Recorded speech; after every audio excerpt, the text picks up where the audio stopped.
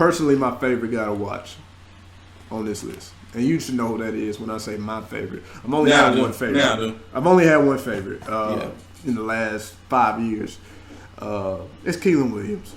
Without number question. 21. Keilyn Williams.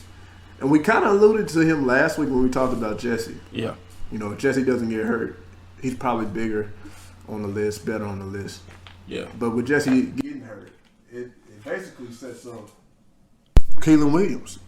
It sets us up as a perfect transition to him. I'm not glad Jesse got hurt, but I am glad. I'm glad I got to watch 2 years of Keilyn Williams. Yeah, I will say that. There you go. Keilyn, of course, how legendary is this, fam? Your first, and it's funny because Haynes King and Keilyn Williams are the only people that I can realize say this about that I remember. Yeah. Their first varsity touch went for a touchdown. Keilyn Williams to open the 2017 season off. First time he's ever touched the ball at varsity Lobo. Took it back 94 yards, I think. Okay. 94 yards to the house. First play of the year. And the thing is, like, I've always loved watching Keilyn play from a small age because he's never been big. He's 5'4", 150 pounds. He's always looked like the tiniest midget in the world. I call him a little giant. But he plays like he's 10 foot tall. Yeah, right. And there is not something that anything or anybody can do to that guy to wither his confidence. No. To do anything to shake him. Keilyn Williams is that guy on the football field. I've never seen so much determination from one guy. No. And he would get tackled by, of course, a guy 2 times his size. And he would get up and flex. Yeah. And I loved it. Every time he did it. The maturation between his junior and senior year was on another level. Like, as a junior, it was more about being tough and running around and just doing tough things. As a senior, when he was strong. Yeah. Bro, we was on the sideline together, a Coppers Cove, the first round playoff game. Keilyn got a carry, and one of the linebackers met him in the hole, and he trucked him. Mm-hmm. And I don't know if it was after a catch or if it was like a carry, but he absolutely ran through him. And I could see in my head right then, that was the moment where I was like, this little son of a bitch is different. Yeah. I knew he was different from the year before. You know what I'm saying? But to see him and that just to see the strength that he was running with from the junior year to senior year was amazing. Yeah. 2,675 yards on the ground.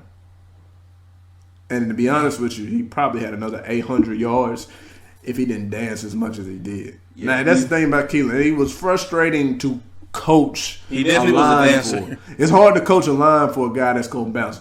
Yeah. They're like, Coach, shit, I thought we called 59. Why you over there on the right? Shit, block somebody. You know, all you can do is tell your lineman just tell your lineman just to block, and if he missed the hole, it ain't on us. But to be honest with you, Keilyn was just a dude, man. Right.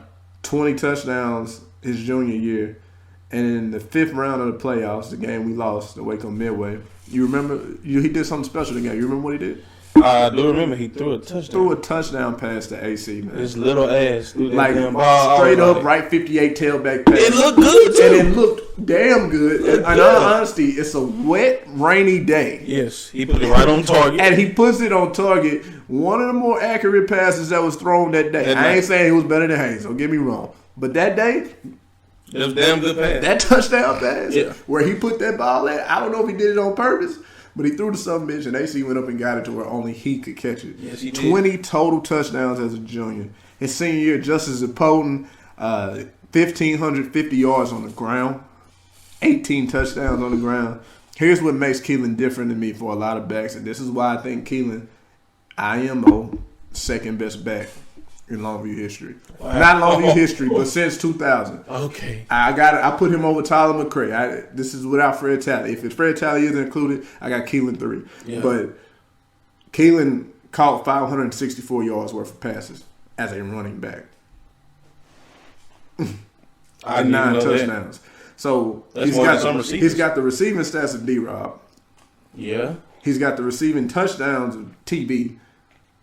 2 of the number 1 targets from way back when. And I know it's different eras, so don't get me wrong. No, I'm not trying to put too much on it. Yeah. But you're talking about a guy that rushed for 1,500 yards And then you're talking about a guy that can go out and catch another 600 yards of passes. And he's 5'4", 150-something pounds. Straight of pure dynamite. I don't know who else you would really like as far as if I was picking like who I would want on the field with me. Yeah. I don't know. I don't like if I don't get Vondrell, if I don't get Fred, if I don't get Todd, like if I don't get I'm definitely the next back I'm like 100% fine with grabbing Keilyn Williams and saying let's go get it. Yeah. I'm with you on that too. Like Keilyn is my guy. I kind of probably dominated that conversation, but like that's just that's how I feel about Keilyn Williams. I think he is just. I feel like with him as a football player was one of the best at this school, and I think a lot of people shit on him because of his size, and as far as like legacy goes and how high they really put him at and where they think he's at. But when you just look at the yards and you look at how he got it done, and as far as just me knowing how competitive this dude is, right? Man, and a state champion. I don't know if I said that. Yeah, state champion. Had a big ass run in that game too. Yeah. Not the best game, not the best game, but that last run just it kind of sealed the deal. It kind of sealed the deal on his career. Yeah, that's who he is. Right. Regardless of what happens, get knocked down. When he gets the ball, it's one thought on his mind. I'm finna score this bitch. Yep. So that's number 21, and that's 30 through 21. We talked for, I don't know, was it that long? Yeah, it's pretty long. How long is it? This one's about 50 minutes. Jesus Christ. It's dark outside. Yeah, it is. I didn't even know that. That's crazy.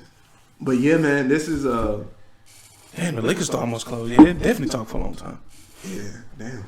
I was gonna go by there. Me too. Was. But anyway, I got crowded by the house, but okay, bet. I keep it fit. Yeah. So I guess you guys are done talking and listening, huh? Mm-hmm. Nah, they still here. All right, man, we're going to get out of here. We got 2 lists left, 2 more weeks of this, 20 through 10, 20 through 11, and then 10 through 1. It's down to the nitty-gritty. Holy shit. 10 through 1. All right, man, that's it. We're going to holler at y'all. Nah.